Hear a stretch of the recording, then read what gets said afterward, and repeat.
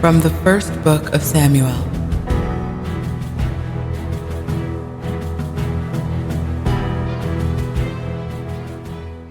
When David returned from slaying the Philistine, Abner took him and presented him to Saul. David was still holding the Philistine's head. Saul then asked him, "Whose son are you, young man?" David replied, "I am the son of your servant Jesse of Bethlehem."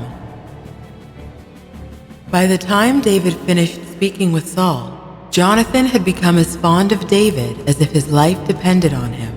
He loved him as he loved himself.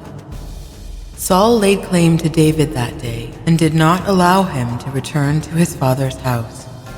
And Jonathan entered into a bond with David because he loved him as himself.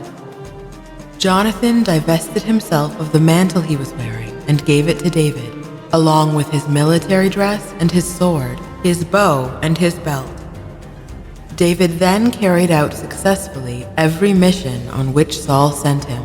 So Saul put him in charge of his soldiers, and this was agreeable to the whole army, even to Saul's own officers.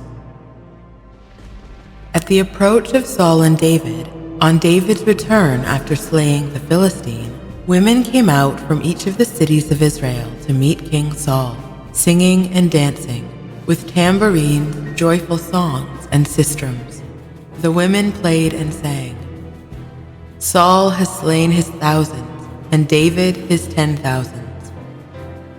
Saul was very angry and resentful of the song, for he thought, "They gave David 10,000s, but only thousands to me. All that remains for him is the kingship." And from that day on, Saul was jealous of David. Now Saul's daughter Michal loved David, and it was reported to Saul, who was pleased at this, for he thought, "I will offer her to him to become a snare for him, so that the Philistines may strike him." Thus, for the second time, Saul said to David, "You shall become my son-in-law today." Saul then ordered his servants to speak to David privately and to say, "The king is fond of you, and all his officers love you. You should become the king's son-in-law." But when Saul's servants mentioned this to David, he said, "Do you think it easy to become the king's son-in-law? I am poor and insignificant." When his servants reported to him the nature of David's answer, Saul commanded them to say this to David, "The king desires no other price for the bride than the foreskins of 100 Philistines, that he may thus take vengeance on his enemies." Saul intended in this way to bring about David's death through the Philistines.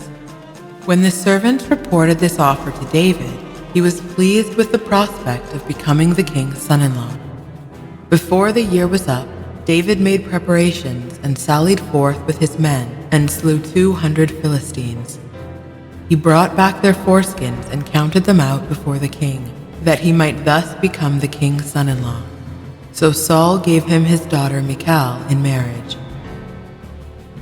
Saul thus came to recognize that the Lord was with David.